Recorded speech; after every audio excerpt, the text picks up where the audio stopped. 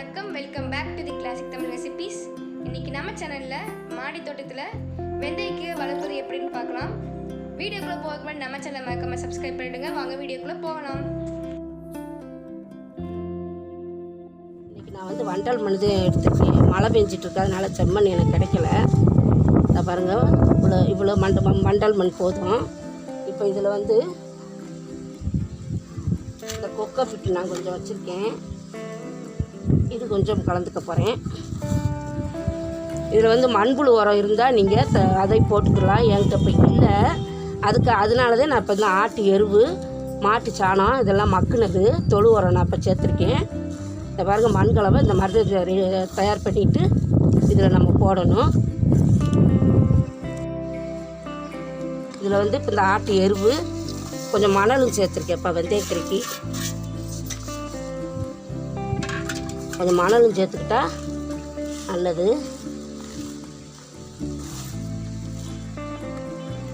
வெந்தயக்கீரையெல்லாம் நம்ம வீட்டிலையே போட்டு பறித்து சாப்பிட்டா நல்லது.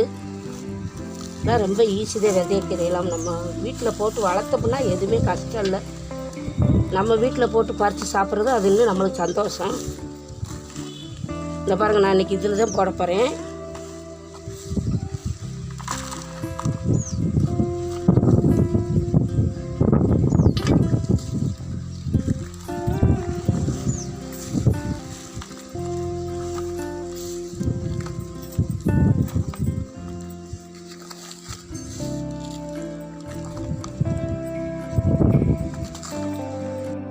இதை பாருங்கப்பா, இதுக்கு தேவையான மண் உரம் இப்போ நான் அது ரெடி பண்ணிவிட்டு இதில் அப்படி போட்டாச்சு.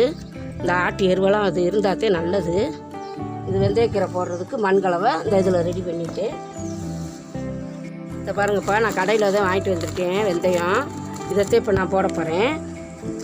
இதை பாருங்கள், நல்லா நிறையாவே இப்படி எடுத்துக்கிட்டு இந்த மாதிரி இப்படி போட்டு விடணும்.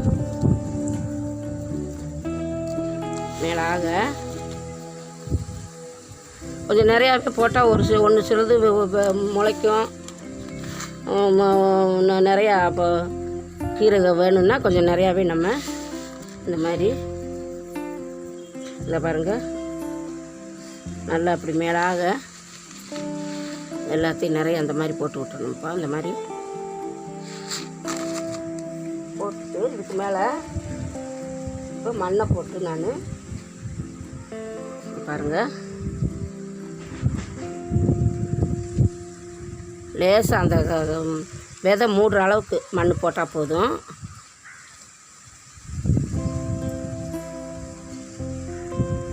இந்த மாதிரி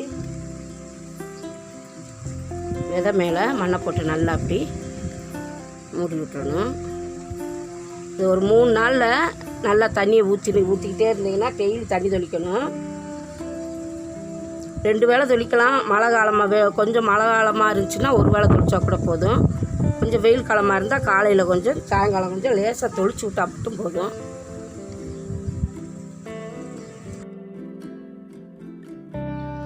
பாருங்கப்பா, நான் இப்போ இந்த விதை போட்டு 3 நாள் ஆகுது. நான் இதுக்கு எப்படி மண்கலவை, இதுக்கு வந்து பாருங்கள், நான் போட்ட விதை பூரா முளைச்சிருச்சு. இதுக்கு வந்து நான் கொடுத்த மண்கலவை தான் இதுக்கு நல்லா இருக்குது. பாருங்கள், இந்த மண்கலவை எப்படி நான் தயார் பண்ணேன்றதை நான் இப்போ காட்டியிருப்பேன், நீங்கள் பார்த்துருப்பீங்க.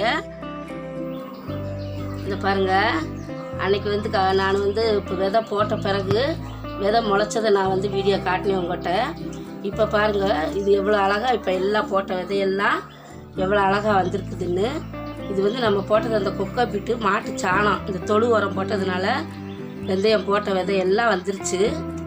இது பாருங்கள், இது வந்து ஒரு 10 நாளில் நான் வந்து இது அறுவடை பண்ணும்போது இது எவ்வளவு அழகாக வந்திருக்கு, இது எப்படி இருக்குன்றதை நான் உங்களுக்கு அறுவடை பண்ணும்போது அடுத்த வீடியோவில் நான் காட்டுறேன்.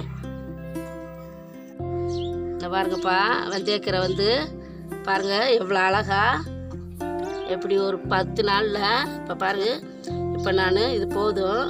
இதை இப்போ நான் வீட்டுக்கு வந்து நான் அதை இப்போ சாம்பாருக்கு இப்போ நான் அதை பறிக்க போகிறேன். இந்த பாருங்கள், இந்த பாருங்கள் இவ்வளோ உயரத்தில் எவ்வளோ அழகாக இருக்குன்னு பாருங்கள். இதுக்கு மேலே இப்போ கொஞ்சம் பெருசாச்சுன்னா நாராக அது நல்லா இருக்காது. இதுதே நம்மளுக்கு வந்து பக்குவம். இந்த அளவில் எடுத்துட்டா போதும். பாருங்க, நான் போட்டு 15 நாளுக்கே ஆகுது. போட்டது எல்லாமே வந்துருச்சு. இப்போ நான் அது எல்லாத்தையுமே நான் பறிச்சிட போகிறேன். பாருங்கள், வெந்தயக்கீரை எவ்வளோ அழகாக எப்படி வந்துருக்குதுன்னு பாருங்கள்.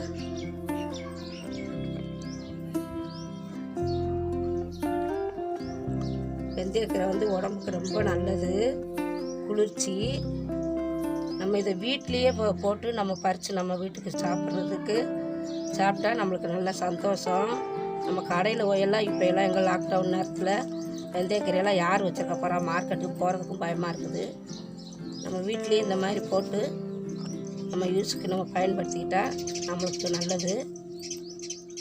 பாருங்கள் எவ்வளோ அழகாக வேர்லாம் பாருங்கள், எவ்வளோ அழகாக வேர் போட்டிருக்குதுன்னு பாருங்கள், எவ்வளோ அழகாக இருக்குதுன்னு. நான் இதுக்கு வேறு எந்த உரமுமே நான் வைக்கல. நான் கொடுத்த மண் கலவதே மணல், கொக்கப்பிட்டு, கொஞ்சம் மணல், இவ்வளோதே நான் அந்த மாட்டு சாணம் தொழு உரம் அது ஒரு கைப்பிடி அளவு போட்டேன். அதுதான், வேறு நான் எந்த தண்ணி தான் ஊற்றினேன். ஒரு நாளைக்கு 2 வேளை தண்ணி ஊற்றணும், காலையிலையும் சாயங்காலமும் தண்ணி ஊற்றணும். தண்ணி தான் ஊற்றினேன், வேறு எந்த உரமுமே நான் கொடுக்கல. பாருங்கள் எவ்வளோ அழகாக வேறெல்லாம் பாருங்கள் எவ்வளோ அழகாக வந்திருக்குதுன்னு. நான் போட்ட எல்லா வெந்தயமே முளைச்சி எவ்வளோ நெருக்கமாக எவ்வளோ அழகாக இருக்குன்னு பாருங்கள். பாருங்கப்பா, வெந்தயம் வந்து சுகர் இருக்கிறவங்க இந்த மாதிரி நீங்கள் வீட்டில் போட்டு சும்மா கொஞ்சமாக ஒரு மண் இந்த மாதிரி, இந்த பாருங்கள், நான் இப்போ வந்து இந்த குடத்தோட இதில் தான் போட்டிருக்கேன். இந்த பாருங்கப்பா, அதை கட் பண்ணிவிட்டு இந்த மாதிரி நம்ம போட்டுக்கிட்டாலே நம்மளுக்கு வீட்டுக்கு எல்லாம் வயசானவங்கலேருந்து சின்ன பிள்ளைங்க வரைக்கும் சுகர், எல்லாத்துக்குமே சுகர் இருக்குது. இது வந்து வெந்தயக்கீரை வந்து வெந்தயம் வந்து சுகரை நல்லா கட்டுப்படுத்துப்பா. நீங்கள் இந்த மாதிரி இதை பருப்பு கூட போட்டு நல்லா சாம்பார் வச்சு, பருப்பு சாம்பார், பாசிப்பருப்பு போட்டு சாம்பார் வச்சு சாப்பிட்டா உடம்புக்கு நல்லது. சுகர் இருந்தாலும் கட்டுக்குள்ளே இருக்கும். பாருங்கள் எவ்வளோ அழகாக வேர் பாருங்கள் எவ்வளோ நீட்டமாக வந்துருக்குதுன்னு. இதுதே பக்குவம். இந்த அளவில் பறிச்சிட்டா போதும். இதுக்கு மேலே விட்டோம்னா இது நாராக அது சாப்பிட்றதுக்கு அது நல்லா இருக்காது. இது சுகர் இருக்கவங்க வெந்தயத்தை நைட்டில் 1/4 டீஸ்பூனு ஊற போட்டு கிளாஸ்லேயே கிண்ணத்துலேயோ தூங்க போகிறதுக்கு முன்னாடி ஊற போட்டுட்டு காலையில் எந்திரிச்சு அந்த தண்ணியோட வெறும் வகுத்தில் வெந்தயத்தை சாப்பிட்டு வந்தீங்கன்னா 30 நாளில் உங்கள் சுகரெல்லாம் கட்டுக்குள்ளே வந்துடும். வெந்தயம் வந்து நிறைய எல்லாருக்கும் தெரியும், நல்ல குளிர்ச்சியானது. சுகருக்கு வந்து வெந்தயம் ரொம்ப நல்லது. நான் எங்கள் வீட்டுக்காருக்கெல்லாம் அதான் கொடுத்துட்ருக்கேன். நைட்டில் தூங்க போகிறதுக்கு முன்னாடி 1/4 டீஸ்பூன் ஊற போட்டு காலையில் எந்திரிச்சு பல் தேய்ச்சிட்டு வெறுவத்தில் அந்த தண்ணியோடையே சேர்த்து சாப்பிட்ருங்க. சுகருக்கெல்லாம் அவ்வளோ நல்லது. இந்த பாருங்கப்பா, இப்போ எல்லாத்தையும் நான் பறிச்சிட்டேன். பாருங்கள், சும்மா ஒரு கைப்பிடி அளவுதே நான் போட்டு விட்டேன் வெந்தயம். எவ்வளோ வந்திருக்குன்னு பாருங்கள். 50 வெந்தயத்துக்குமே குறைவாத்தான் போட்டேன். நான் போட்டது எல்லாமே வந்துருச்சு, முளைச்சிருச்சு. பாருங்கள், பார்க்கவே அவ்வளோ ஆசையாக இருக்குது. நம்ம கடையிலலாம் இப்போ போய் நம்ம வெந்தயக்கீரையெல்லாம் நம்ம எங்கே போய் வாங்குறது? இந்த லாக்டவுன் நேரத்தில் போட்ட 10 நாள்லேயே நம்ம வெந்தயக்கீரை நம்ம அறுவடை பண்ணிக்கலாம். பாருங்கள் எவ்வளோ அழகாக எப்படி இருக்குன்னு பாருங்கள். இதை நல்லா ஒரு கைப்பிடி போட்டு நல்லா வெங்காயம், பச்சை மிளகாய் போட்டு, பாசிப்பருப்பு போட்டு நல்லா கூட்டு மாதிரியும் வைக்கலாம். சாம்பார், வெந்தயக்கீரை சாம்பாரும் வைக்கலாம். பாருங்கள், இப்போ நான் எல்லாத்தையுமே பறிச்சிட்டேன். இப்போ இந்த மண்ணில் இதை அப்படியே வச்சுருந்து ஒரு 2 நாளைக்கு விட்டுட்டு மறுபடியும் இதுலேயே நம்ம வெந்தயத்தை போட்டு விட்டா இன்னும் நல்லா அழகாக வரும். இதை பாருங்கள், இதை அப்படியே நான் ஒரு 2 நாள் கழித்து நான் மறுபடியும் நான் வெந்தயம் போடும்போது உங்கள்கிட்ட வீடியோவில் காட்டுறேன். பாருங்கள் எவ்வளோ அழகாக இருக்குன்னு பாருங்கள். பாருங்கள் வேறெல்லாம் எவ்வளோ அப்படியே எல்லாத்தையும் எவ்வளோ அழகாக நான் பறிச்சிட்டேன்னு பாருங்கள். எவ்வளோ ஆசையாக எவ்வளோ ஃப்ரெஷ்ஷாக எந்த மருந்துமே அடிக்காமல் பாருங்கள். இது இப்போ நானும் எங்கள் வீட்டுக்காரன் எனக்கு பிரிச்சிருக்கு. நான் 2 நாளைக்கு நான் இதை வேறெல்லாம் எடுத்துகிட்டு ஆஞ்சு ஒரு 3 நாளைக்கு இதை நான் சாம்பார் வச்சு கூட்டு வச்சு நான் பயன்படுத்திக்கிறேன். பாருங்கப்பா எவ்வளோ அழகாக இருக்குதுன்னு. இது இந்த மாதிரி போட்டு நீங்களும் வீட்டில் போட்டு நீங்கள் சாப்பிடலாம். நம்ம வீட்டு தோட்டத்தில் போட்டு நம்ம பறித்து சாப்பிடும்போது அது ஒரு சந்தோஷங்க. கடையில் போய் இப்போ மார்க்கெட்டில் போய் வெந்தயக்கீரை கேட்டாலும் எங்கேயும் கிடைக்காது. பாருங்கள், இப்போ எல்லாம் பறிச்சுட்டேன். பாருங்கள், நீங்களும் இதை மாதிரி போட்டு ட்ரை பண்ணுங்கப்பா. அது புதினா நான் வந்து சும்மா ஒரு 10 குச்சி தான் இதை நட்டு வச்சுருந்தேன். நட்டு வச்சுட்டு டெய்லி காலையிலையும் சாயங்காலமும் தண்ணி ஊற்றி விட்டேன். வேறு எந்த உரமுமே நான் இதுக்கு கொடுக்கல. அரிசி கழிஞ்ச தண்ணி ஒரு நாள் விட்டு ஊற்றுவேன். பருப்பு அரிசி இது கழிஞ்ச தண்ணி தான் ஊற்றுவேன். மற்ற தண்ணி காலையிலையும் சாயங்காலமும் வேறு நார்மல் தண்ணி தான் நான் ஊற்றுவேன். மருந்து இருந்து எதுவும் வைக்கல. பாருங்கப்பா எவ்வளோ அழகாக வந்திருக்குன்னு புதினா. சும்மா மண்ணில் இந்த மாதிரி நட்டு விட்டு நீங்கள் ஒரு நாளைக்கு 2 வேளை தண்ணி ஊற்றினாலே வந்துடும். இதை பாருங்கள், இன்னும் நான் ஒரு 3 நாளில் இதை நான் பறிச்சுட்டு அடுத்து நான் நடுறதை நான் அடுத்த வீடியோவில் உங்களுக்கு காட்டுறேன்.